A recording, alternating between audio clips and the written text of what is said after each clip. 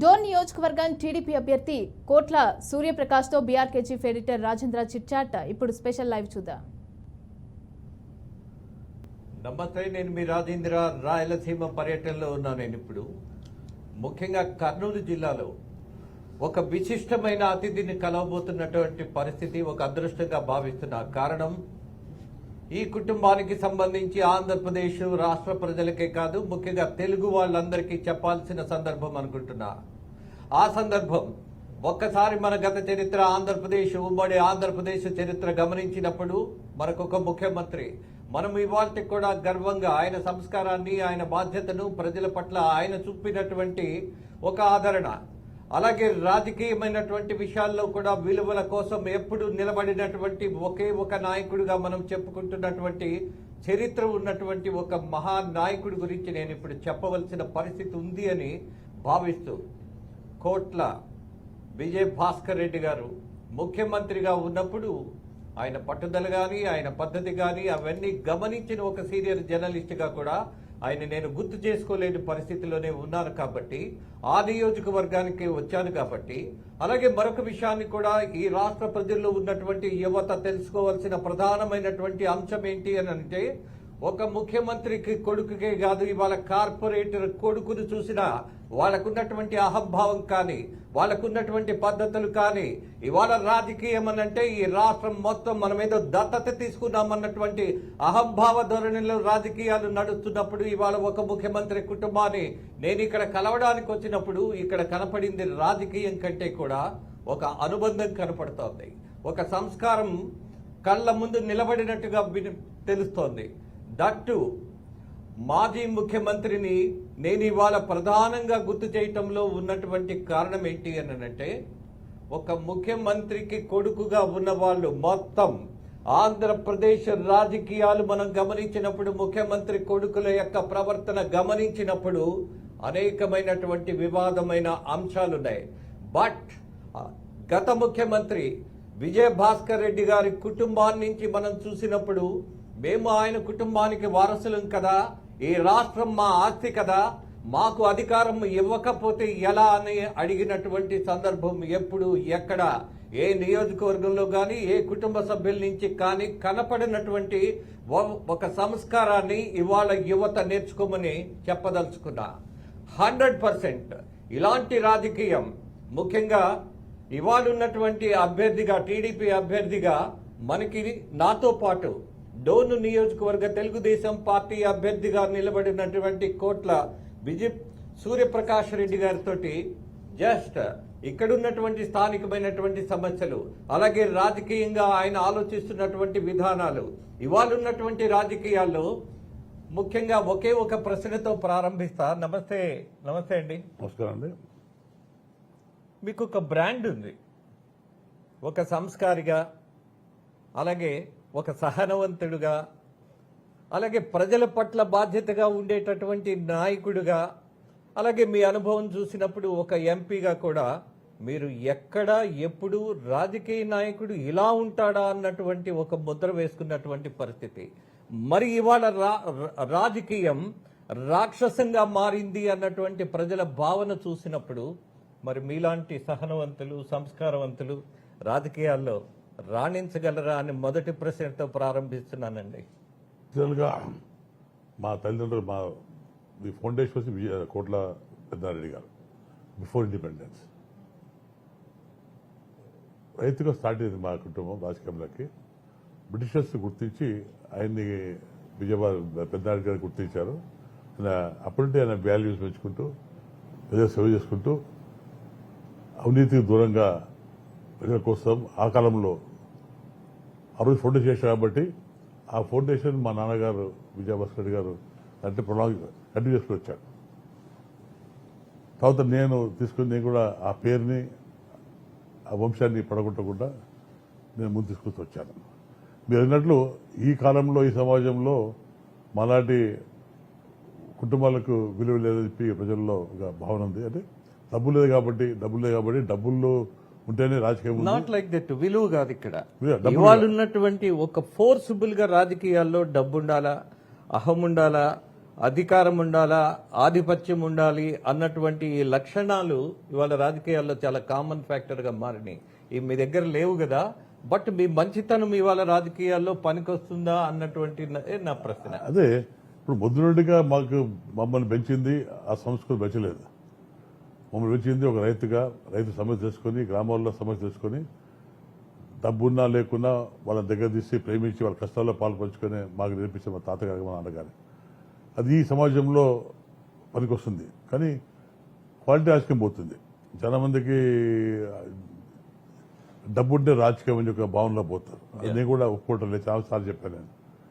డబ్బు కొన్ని అంశాల పనికొస్తాయి, కానీ కంప్లీట్ రాజకీయంలో ఆ డబ్బు పనికిరాదు నా బాధ, ఆవేదన.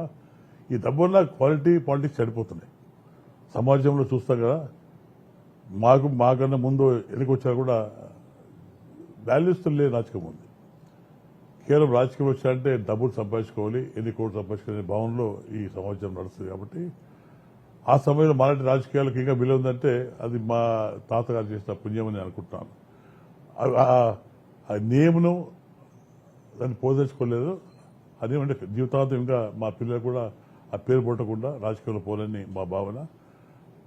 కోట్ల వాళ్ళు డబ్బు కాశపడేవి కాదు. కోట్ల వాళ్ళు నీతి నిజాయితీగా అందరిని ఆదుకుంటారు, రైతు కష్టాలు పంచుకుంటారు, ప్రాంతాల గురించి మాట్లాడుతారు. అదే కంటిన్యూగా నా కోరిక. తప్పకుండా అందరిని వీడియోని కాపాడుకుంటాం. అదే పెద్దారెడ్డి గారి, విజయభాస్కర్ గారు ఇచ్చిన మాకు బ్రోటాప్ కానివ్వండి, మాకు చెప్పింది పట్టాలు అవే తెలుసుకున్నాం. కాబట్టి ఈరోజు ప్రజల్లో మేము ఎక్కడ పోయినా మమ్మల్ని ఆదరిస్తారు. ఒక వాల్యూస్ ఉన్న కుటుంబం ఆదరిస్తారు రాజకీయ నాయకులుగా. మాకు చాలా సంతోషం ఉంది. ఈరోజు డబ్బులున్న కంటే ఎక్కువ మాకు వాల్యూ ఉంది. కంపేర్ చేసుకుంటే మా వాల్యూ ముందు డబ్బు నథింగ్, మాకున్న వాల్యూ ముందు డబ్బు నథింగ్. ఎంత డబ్బులు కానీ మా మాదిరి మాట కానీ మేము ఒక మాట మీద నిలబడే కుటుంబం తెలుసు వాళ్ళకు. ఒక మాట మీద ప్రజల కోసం కష్టపడే కుటుంబం, మాటిస్తే తప్పని కుటుంబంగా మాకు మంచి పేరు. కాబట్టి అధికారంలో ఉన్నా లేకున్నా మా ప్రజల్లో నమ్మకం మాకుంది. ప్రకాష్ రెడ్డి కుటుంబం మనం కాపాడుతున్న నమ్మకం ఉంది. కాబట్టి ఈ 10 ఏళ్ళు కూడా తెలుగుదేశం పార్టీ ఉండి మేము మా కార్యక్రమాలు కాపాడుకున్నాం. కాబట్టి ఇది మాకు వాల్యూ ఉంది. ఇది మమ్మల్ని గుర్తించారు. అలాగే మీ నాన్నగారు గతంలోనే అనేకమైనటువంటి బీసీ, ఎస్టీ, మైనారిటీలకు ఇచ్చినటువంటి పథకాలు చాలా ఉన్నాయి. మరొక విషయం, జర్నలిస్ట్గా కూడా ఇంకొక విషయాన్ని గుర్తు చేస్తా. ఈ మొత్తం ఉమ్మడి ఆంధ్రప్రదేశ్లో కానీ ఇప్పుడు కానీ జర్నలిస్టులను గౌరవించి వాళ్ళకి అంతో ఇంతో ఇతోధికమైనటువంటి సహాయం చేసినటువంటి నాయకుడిగా, ముఖ్యమంత్రిగా, ఒకటి ఇళ్ల స్థలాలు ఇచ్చినటువంటి ఏకైక ముఖ్యమంత్రి. జర్నలిస్టులకి ఎప్పుడు ఉద్యోగాలు పోతాయో తెలియదు, ఎంత ఆదాయం ఉంటుందో తెలియదు. వాళ్ళు కనీసం ఒక రేషన్ కార్డు కూడా నోచుకోరు. కానీ రేషన్ కార్డు ఉన్న వాళ్ళకంటే బలహీనమైనటువంటి పరిస్థితుల్లో జర్నలిస్టులు బతుకుతున్నప్పుడు గమనించినటువంటి ముఖ్యమంత్రిగా, అనేక ప్రాంతాల్లో ఇళ్ల స్థలాలు ఇచ్చినటువంటి ఒకే ఒక ముఖ్యమంత్రిగా అది జర్నలిస్ట్. నిజంగా ఆయన గుర్తు చేసుకోకుండా ఉండలేనండి. అది పరిస్థితి. ఆ సమస్య మీరు చెప్పినట్లు ఆ సమస్య చాలా ఉంది. ప్రతి చోట్ల చాలా మంది జర్నలిస్టులు ఇప్పుడు ప్రస్తుత పరిస్థితులు ఇల్లు కూడా లేవు. చాలా మంది నాతో మాట్లాడారు. తప్పకుండా డోన్ ప్రాంతం కూడా చాలా మందికి ఇల్లు లేవు. డోన్ కానీ కళ్ళు కానీ నేను ఎక్కడైతే నా పార్లమెంట్ కాన్స్టిట్యూన్సీలో చాలా మందికి ఇల్లు లేని పరిస్థితి. వాళ్ళ ఎన్నిసార్లు గవర్నమెంట్లో చెప్పుకున్నారు మాకు ఇల్లు కావాలంటే గవర్నమెంట్ పెట్టుకోలేదు. కానీ అలాంటి చేసా కానీ కొంతమంది రాజకీయ నాయకులు కొట్టేశారు. డోన్ కానివ్వండి, కళ్ళు కానీ చాలా మంది అప్పుడు విజయవాడ ఇచ్చిన స్థలాలు కూడా కొట్టేశారు. అది బాధ ఎప్పటికి ఉంది. ఇవి హైదరాబాద్ కానీ ఇచ్చారు, కొన్ని కబ్జం పెట్టారు. అంటే పొలిటికల్ గా క్వాలిటీ పోతుంది. బికాస్ నేను ఎప్పుడంటూ స్టాండర్డ్స్ లేకుండా పోతాయి. పొలిటికల్ గా నీతి లేకుండా రాజకీయాలు వస్తున్నాయి. ఈరోజు ఏ రాజకీయ నాయకుడు వచ్చినా డబ్బు కోసం వాల్యూస్ ఫస్ట్. డబ్బులు మనం ఎంత వేసుకోవచ్చు అని భావనలో ఉన్నప్పుడు ఇటువంటి సిచ్యువేషన్ దాటేస్తారు. వెల్ఫేర్ ఆఫ్ ది మీరు అనుకోండి, జర్నలిస్ట్ అనుకోండి, లేదా ఎస్సీలు కానీ బీసీ కానీ చాలా ఇబ్బందులు ఉన్నాయి. మీకంటే పరిస్థితులు జర్నలిస్ట్ కంటే చాలా అర్థం పరిస్థితులు ఉన్నారు ఎస్సీలు కానీ ఎస్సీ కానీ. వాళ్ళు గుర్తించలేదు.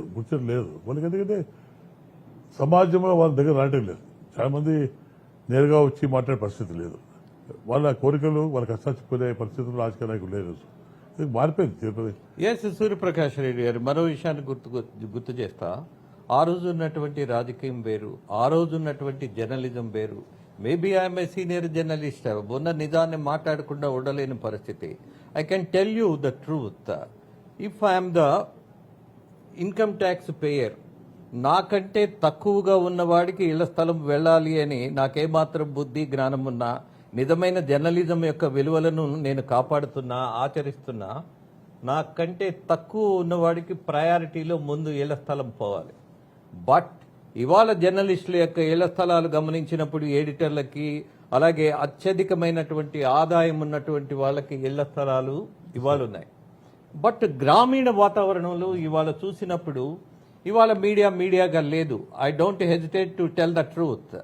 మరి ఇలాంటి పరిస్థితుల్లో నేను మీ దగ్గర ఎందుకు ఈ విషయాన్ని పదే ప్రస్తావిస్తున్నానంటే, మీ నియోజకవర్గంలో ఉన్నటువంటి మా జర్నలిస్టులకి కనీసం మీరైనా ఇక్కడ ఇళ్ల స్థలాలు ఇచ్చేటటువంటి ఒక చిన్న ప్రయోగం, ఒక చిన్న హెల్ప్ చేయగలిగేటటువంటి పరిస్థితిని మర్చిపోవద్దని మిమ్మల్ని అభ్యర్థిస్తూ ఆ విషయాన్ని గుర్తు చేశారు. తప్పకుండా మీరు అడిగినది చాలా ఇంపార్టెంట్ క్వశ్చన్. అది జర్నలిస్టులో చాలా మంది నిరుపేదలు ఉన్నారు. ఎందుకంటే జర్నలిస్ట్ సంఖ్య పెరిగింది. ఇంతకుముందు లిమిటెడ్ ఉండేవాళ్ళు. ఇప్పుడు ప్రతి చోట్ల మినిమం 30-40 దాకా జర్నలిస్ట్ వచ్చారు. అంటే అందరూ డిఫరెంట్ క్యాడర్స్ అనుకోండి. బట్ డెఫినెట్గా ఏమున్నా జర్నలిస్ట్ ఉన్నా కాకపోయినా వాళ్ళ కష్టాల్లో ఉన్నారు. వాళ్ళకి ఇల్లు లేక, వాళ్ళ ఆర్థిక పరిస్థితి వాళ్ళకి ఇల్లు కట్టుకునే పరిస్థితి ఉన్నారు. కాబట్టి తప్పకుండా మా డోన్లో నేను ఫస్ట్ ప్రయారిటీ ఇస్తాను. నేను జర్నలిస్టులకు నేస్తాను. ధన్యవాదాలు ఆ విషయానికి.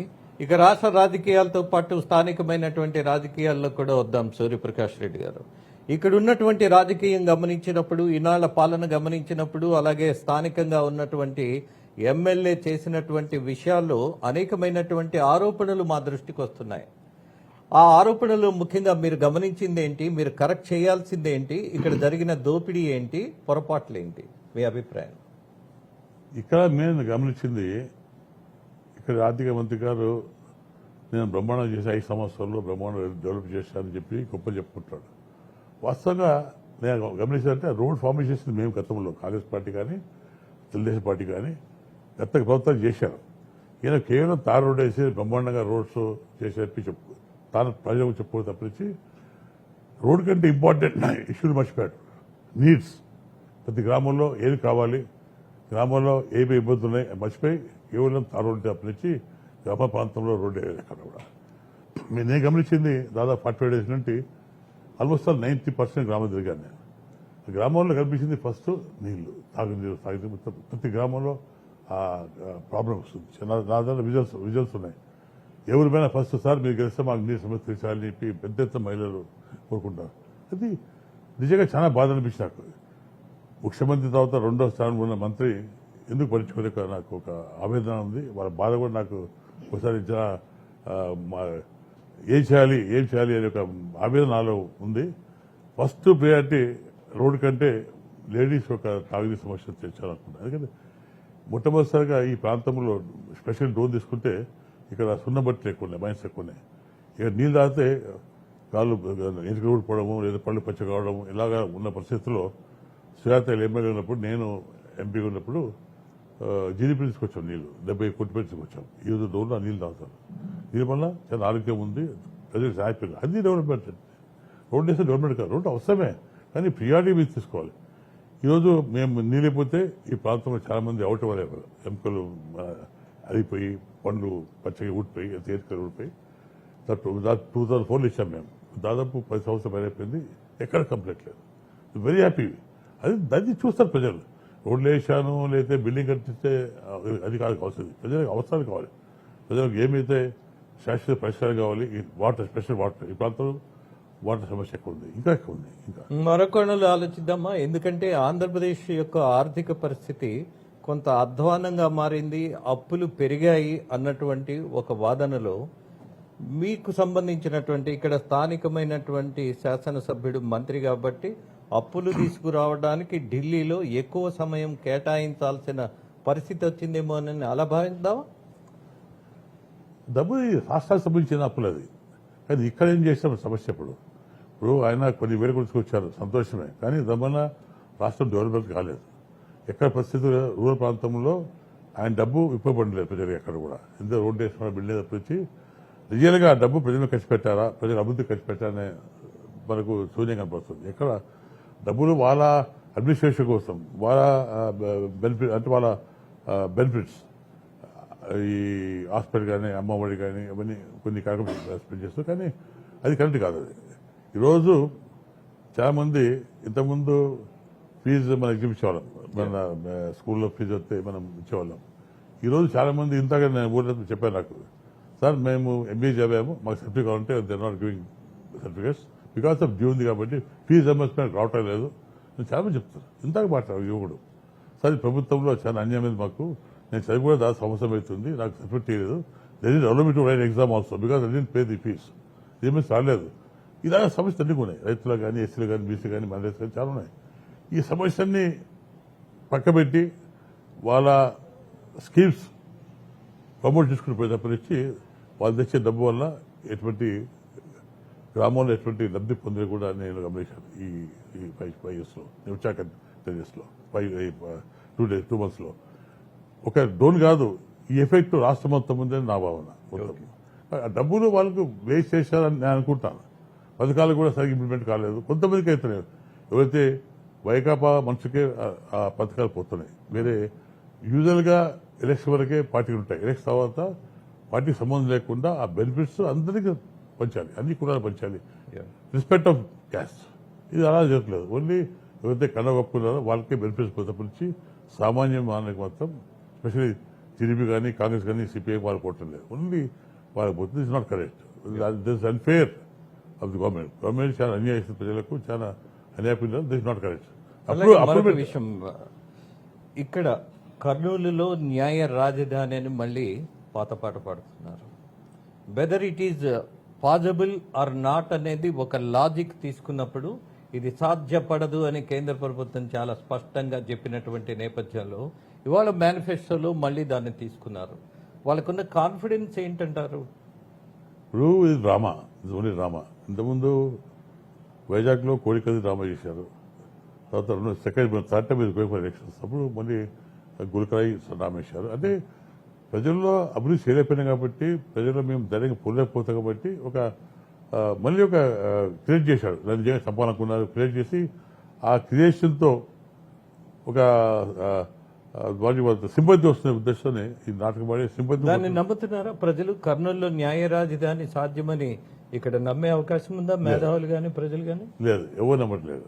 ఇప్పుడు కాన్ఫిడెన్స్ పోయింది. ఆ కాన్ఫిడెన్స్ పోయింది. ఇప్పుడు విజయవాడ క్యాపిటల్ కాన్ఫిడెన్స్ పోయింది, వైజాగ్ క్యాపిటల్ పోయింది, కర్నూలు ఎవరికి నమ్మకం లేదు. ఆ నమ్మకం కోల్పోకపోతే రమాడుతారు. రమాను మళ్ళీ ప్రజల్లోని మళ్ళీ మోసం చేయాలనే ఉద్దేశంతోనే ఇవన్నీ క్రియేట్ చేస్తారు. ఇది నాట్ కరెక్ట్. ఎవరు నమ్మట్లేదు. బట్ ముఖ్యమంత్రి పదే పదే చెప్పుకుంటున్నది నా ఎస్సీలు, నా ఎస్టీలు, నా బీసీలు, నా మైనారిటీస్. నిజంగా ఇవాళ ఈ వర్గం అంతా ముఖ్యంగా మీ ప్రాంతంలో ఆయన పక్షాన ఉన్నారన్న భావన ఉన్నదా? అది నిజమేనా? ఈ రోజు నంద్యాలలో ఇద్దరు జరిగాయి. నిన్న 1 week బ్యాక్ నందికొట్కూరులో ఇద్దరు జరిగింది. ఒక ముస్లిం అమ్మాయి పోతుంటే అమ్మాయి బుర్క తీసి చెడు జరిగింది. డోలో కూడా కొంతమంది ఆమె మీద రేపు ట్రై చేశారు, దాచిపెట్టారు. పోలీసు సపోర్ట్ ఇది. ఒక మెజిస్ట్రేట్ కూడా ఇక్కడ అలాంటి క్యారెక్టర్ని ఇక్కడ స్టేషన్లో ట్రై చేశారు. అటెంప్ట్ రేపు అక్కడ ఆమె చెప్పుకోలేకపోయింది. ఈరోజు సంఘటనలు జరుగుతున్నాయి. ముస్లిమ్స్ కానీ, ఇక్కడ హస్సీలు కానీ ఎటువంటి ఆరాధన లేదు వీళ్ళకు. వాళ్ళు అనుకుంటున్నారు they are against the government. Muslims కానీ, మాదిగోలు కానీ, మాలాలు కానీ అది అగెన్స్ట్ ది గవర్నమెంట్. ఎందుకంటే దే నాట్ గెట్ బెనిఫిట్. రక్షణ లేదు వాళ్ళకు. ఎందుకంటే ఎస్సీలు చాలా మంది అరెస్ట్ చేశారు, చాలా మంది కొట్టారు. రకరకాల బీసీలు కానీ అంటే వన్ సైడ్ పోతుంది కంప్లీట్గా. ఎవరైతే అగ్నిస్ట్గా మాట్లాడతారో వాళ్ళకి శిక్షిస్తారు. పోలీసు సపోర్ట్ చేస్తుంది. ఇవన్నీ కూడా వాళ్ళకి అగిసిపోతాయి. ప్రజల్లో ఈ పార్టీ మీద పెద్ద ప్రేమ లేదు. అరాచకం ఉంది, మనం మాట్లాడితే తాంతలోని భావన ప్రజల్లో ఉంది. గట్టిగా చూస్తున్నారు. It not correct. ఎందుకంటే చాలా మంది చూస్తారా సార్ మేము మాట్లాడితే ఈరోజు వెల్చర్లో చాలా మంది బయట రావట్లేదు. ఎస్పెషల్లీ వర్తకులు, వ్యాపారస్తులు, రైల్ ట్రాన్స్పోర్టర్స్, మైనర్స్. ఈరోజు మనం మాట్లాడితే మరి ప్రాక్టికల్ పోదాం మనం. బేతచర్లో ఎన్ని ఫ్యాక్టరీస్ క్లోజ్ అయ్యాయి, ఎంతమంది మైన్స్ క్లోజ్ అయ్యాయి, what the reason why they close? ఆర్థిక దెబ్బతిరిపోయింది. కారణం ఏంటి? అంటే వన్ సైడ్ బికాజ్ వీళ్ళు ఓనర్స్ కూడా they not supporting us elections లో. బైబ్రిస్ వస్తాయి చెప్పి భావనలో అందరినీ అరెస్ట్ చేసుకోకుండా వచ్చారు. అందరూ చాలా బ్రహ్మాండంగా. అసలు ఆల్మోస్ట్ 70% ఇండస్ట్రీస్ క్లోజ్డ్. అంటే ఈ స్లాబ్ యూనిట్స్ మొత్తం క్లోజ్ చేశారు, మైన్స్ క్లోజ్ చేశారు, అయితే అరెస్ట్మెంట్ చేస్తారు. రకరకాలుగా ఉన్నాయి కాబట్టి భయప్రాంతం చేశారు, లేదా పోలీసులు పెట్టి వాళ్ళు ఆడుకుంటారు. ఇవన్నీ కూడా కారణం వల్ల they are not coming out. మాతో చెప్తారు ఓటేస్తారు, బట్ ఓపెన్ పెట్టడం కారణం బట్టి ఆస్పెక్ట్ ఆఫ్ ది గవర్నమెంట్. ఇక్కడ లోకల్ ఎమ్మెల్యే కానీ ఆయన ఎవరిని ప్రజలు కలిసేవాడు కాదు, ప్రజల సమస్య తెలుసుకునేవాడు కాదు. ఈరోజు కూడా ఎలక్షన్ ఎక్కడ పోవటం లేదు. ఒక అలా పోయి వెళ్ళిపోతాం నుంచి ప్రజల నీడ్ ఏంటి, ప్రజల సమస్య ఏంటి, ప్రజల కష్టాలు ఏంటి. ముఖ్యంగా ఈ ప్రాంతం కరువు ప్రాంతం. నిన్న వర్షం పడక చాలా రైతులు నాశనమైపోయారు. ఇంతవరకు డోన్ కానీ ఫ్యాబ్రిక్ కానీ కరువు కింద డిక్లేర్ చేయలేదు. ఒక డోన్ రైతులు డిక్లేర్ చేసుకోలేదు. కానీ ఇక్కడ రైతు మొత్తం ఆవేదన బాగుంటుంది. వాళ్ళకు రావాల్సిన బెనిఫిట్ రావట్లేదు. ఇవన్నీ కూడా చాలా ఉన్నాయి. మనం చెప్పుకుంటూ పోతే బ్లాక్ పేపర్ కూడా మనం కొన్ని పేపర్లు తక్కువ వస్తాయి, లారీ ఒక పేపర్ తక్కువ వస్తాయి ఈ 5 yearsలో. ఆయన ఒక యాక్టింగ్ చేస్తున్నాడు. నేను అభివృద్ధి చేశాను గొప్పలు చెప్పినప్పటి నుంచి ఏనాడు ప్రజల్లో కలిసినవాడు కాదు. ఆయన ఇంటికి పోతే ఎవరు కేర్ చేయడు, ఎవరు ఇంటికి పోరు. ఎక్కడో ఉంటాడు, ఢిల్లీ ఉంటాడు, ఎక్కడ ఉంటాడు, ఎవరు ప్రజలకు సంబంధం లేకుండా ప్రజల్లో కలిసి మనిషి కాదు. ఈరోజు ఏదో జిమిక్స్ ఈరోజు మన పోలీసు పెట్టుకొని లేదా రెవెన్యూ వాళ్ళు పెట్టుకొని గెలిచిన ప్రయత్నం ఉన్నాడు. అది రియల్ తీసుకుంటే రియల్ గ్రౌండ్లో 0. ప్రభుత్వమే చాలా వ్యతిరేకం నేను చూస్తా ఆ డబ్బుతో కొనాలని ప్రయత్నం చేస్తారు. డబ్బుతో రైతులు ఓటర్ కొని అయితే ప్యాకేజ్ కుంటూ పోలే ప్రయత్నంలో ఉన్నారు. అది నాట్ కరెక్ట్. డెఫినెట్లీ ప్రజలు అది ఒప్పుకోరు. 25 ఏళ్ళలో చాలా కష్టాలు పడ్డారు కాబట్టి మళ్ళీ ఇంకా 5 సంవత్సరాలు మేము పొరపాటు చేస్తే మళ్ళీ మా కష్టాలు ఉంటాయి ఎక్కువైతే అయిపోయి బాగుతో వాళ్ళు డిసైడ్ టు ఓట్ టీడీపీ. స్థానికంగా ప్రజల యొక్క భావన ఎలా ఉంది? భయం నుంచి బయటపడ్డారా? ఒత్తిడి నుంచి కొంత రిలీఫ్ వచ్చిందా? అంటే వాళ్ళ they waiting for 13th. Practical ముందు వచ్చి మాట్లాడే ధైర్యం లేదు, భయం. ఎందుకంటే ఇలా ఇన్వాల్వ్ బిజినెస్ ఏదో చిన్న బిజినెస్ ఉన్నాయి, లారీస్ ఉన్నాయి, చిన్న ఉన్నాయి. మేము బయటకు పడితే మా అరెస్ట్ చేస్తామని భయపడుతుంది. కాబట్టి they waiting for the 13th. That is వాళ్ళ వెపన్. దాని సో దగ్గర టీచర్లు వేస్తుంది వైకాపా వాళ్ళకు బుద్ధి చెప్పే టైం వచ్చి వెయిట్ చేస్తారు. డెఫినెట్గా 13th తెలుసు వాళ్ళ రివెంజ్ వాళ్ళ బాధలు మొత్తం కూడా ఆరోజు చెప్తారు. I think result will be very good. అలాగే సూర్యప్రకాష్ రెడ్డి గారు, మీ చరిత్ర మొత్తం మీ కుటుంబాన్ని గురించి మాట్లాడితే రాయలసీమ రాజకీయాలు చూసినప్పుడు రక్తం అంటున్నటువంటి చేతులు, రక్తం లేనటువంటి రాజకీయం చాలా మంది నాయకులకి ఉన్నది. మోస్ట్ ఆఫ్ ది పీపుల్ అలా ఉన్నారు. బట్ మీకు సంబంధించి ఎక్కడ ఫ్యాక్షన్ అనేది అంటకుండా ఈ ప్రాంతంలో రాజకీయాన్ని నడపడము అసాధ్యమన్న చోట కూడా సుసాధ్యం చేసినటువంటి పరిస్థితుల్లో ఇవాళ ఈ ప్రాంత ప్రజలకు, ముఖ్యంగా మీరు మీ నాన్నగారిది చరిత్ర చూసినప్పుడు మీ భుజస్కంధాల మీద చాలా బాధ్యత ఉంది. ఈ రాయలసీమ మొత్తానికి అభివృద్ధికి మీరు పాటుపడాల్సిన అవసరం కూడా ఉంది. అందులో మీరు గమనించినటువంటి సమస్యలు ఏంటి? ఇక్కడ ఒక ఉదాహరణకు కేంద్రం ఇక్కడ రాయలసీమ ప్రత్యేక ప్యాకేజ్ ఇచ్చింది. సో ఫార్ ఇవాళ ఉన్నటువంటి ముఖ్యమంత్రి కావచ్చు, గతంలో కావచ్చు, దాన్ని తీసుకొచ్చినటువంటి దాఖలాలు ఎక్కడా లేవు. మీరు వచ్చిన తర్వాత అలాంటి పథకాలు, కేంద్రం ఇచ్చేటటువంటి పథకాలు ఈ ప్రాంతం మొత్తానికి వర్తించే మీరు కాన్సన్ట్రేట్ చేయాలన్నటువంటి ఒక భావన ఉన్నది. డెఫినెట్గా అండి మీరు చెప్పిన కలుగుతుంది. కేంద్ర పథకాన్ని సరిగ్గా వాడలేదు ఇక్కడ. దాంట్లో ఫండ్స్ కూడా డైవర్ట్ చేస్తారు. ఎగ్జాంపుల్ ఇప్పుడు సర్పంచ్ ఉన్నాయి, ఫండ్స్ ఉన్నాయి, దాదాపు కొన్ని వేల కోట్లు డైవర్ట్ చేశారు. దాదాపు 8,000 కోట్లే ఉన్నాయి అనుకుంటాను. 14th-15th ఫైనాన్స్ది ఏమన్నా అభివృద్ధి కుంటుపడిపోయింది. ఈ సర్పంచెస్ కానీ గ్రామంలో వాటర్ కానీ మొత్తం కూడా కుంటుపడిపోయింది. ఈ ప్రాపర్గా సెంట్రల్ గవర్నమెంట్ స్కీమ్స్ దాన్ని ఇంప్లిమెంటింగ్, ఎందుకంటే ఆర్థిక పరిస్థితి బాగాలేదు కాబట్టి water funds they getting the development towards their schemes. తమలో గ్రామంలో చాలా నష్టపోతారు. కొన్ని చోట్లలో నీళ్ళు లేక ఫ్లోరైడ్ వాటర్తో ఇంకా నడిపోతారు. గవర్నమెంట్ సెంట్రల్ గవర్నమెంట్ ఫండ్స్ ఇస్తుంది, but they not using in proper way. సరే, చివరిగా నాకు ఈ నియోజకవర్గానికి సంబంధించి ఈ ప్రజలందరికీ ధైర్యం పెంచేటటువంటిది మీరు ఇచ్చే హామీ ఏంటి అనేది I would like to know. Close చేద్దాం. వీళ్ళకు మెయిన్గా రైతులు ఆదుకోవాలి, తాగునీరు కావాలి, రైతులకు పండించే పంటకు గిట్టుబాటు ధర కావాలి, ఇరిగేషన్ చెరువులు నింపాలి. హెచ్ఎల్సి పోతే కాబట్టి అక్కడ ట్యాంక్స్ కట్టుకొని నీళ్ళు ఫిల్అప్ చేసుకుంటే ఈ ప్రాంతం కోరికది. ఇక్కడ అరటి తోట ఎక్కువ సార్, హార్టికల్చర్ ఎక్కువ ఉంది. అరటి తోటలు, నిమ్మ తోటలు ఎక్కువ ఉన్నాయి. వాటర్ లేక నేను మనం పోయించాను, నేను చనిపోతున్నాయి. వాళ్ళేమంటే చెరువులు రిపేర్ చేసి నీళ్లు స్టాక్ చేసుకుంటే ఈ ప్రాంతం సస్యామలు అవుతుంది. సో బోర్స్ కూడా రీఛార్జ్ అవుతాయి. ఆ ప్రయత్నం ఏమున్నా తప్పకుండా నా ప్రయారిటీ అది. ఫస్ట్ ప్రయారిటీ తాగునీరు, సాగునీరు. ఎక్కడైతే చెరువులు ఉన్నాయో దాన్ని నింపి రైతులు ఆదుకోవాలని నా భావన ఉంది. నేను బోధి కూడా రైతు పక్షపాతిని. నా ఫ్యామిలీ, ఎంటైర్ ఫ్యామిలీ రైతు. ఇప్పుడు స్టిల్ నేను అగ్రీ చేస్తాను. ఇప్పుడు నాకు పశువులు ఇప్పుడు నాకు టైం ఎప్పుడు ఊరిపోతాను. I spend time with my cows, పొలం ఉంటారు తోటలో. కాబట్టి రైతు కష్టాలు ప్రజల్లో బాగుపోయింది. అది ప్రకాష్ రెడ్డి రైతు కుటుంబం, రైతు కాబట్టి రైతు కష్టాలు తెలుసుకోబట్టి దాన్ని ఏ ఊళ్ళో పోయినా ఆదరిస్తారు. రైతుగా ఒక రైతుగా పండిస్తే కాదు రైతుగా. కాబట్టి అది చెప్తాను నేను ఫస్ట్ రైతు సమస్య తెలుసు కాబట్టి ఆ నమ్మకం ఉంది. ఈరోజు ప్రతి ఊళ్ళో పోయి సార్ మీరు రైతు కాబట్టి తప్పకుండా మీకు సపోర్ట్ చేస్తే తద్వారా మీకు గెలిస్తే బాగా రైతు న్యాయం చేస్తుంది భావనలో ప్రజలు ఉన్నారు. వాళ్ళ భావాన్ని నేను ఫెయిల్ చేయకుండా తప్పకుండా ఫస్ట్ పెట్టి నా రైతులు ఇచ్చుకోవాలి. నేను పార్టీలో చేరినప్పుడు కూడా అదే కండిషన్ పెట్టా అప్పుడు ముఖ్యమంత్రి కానీ సార్ నేను పార్టీ చేయాలంటే నా కర్నూలు పార్లమెంట్లో 4 అంశాలు ఉన్నాయి. అంటే నా స్వార్థం కోసం కాదు, రైతు సంబంధించిన అంశాలు అడిగాడు.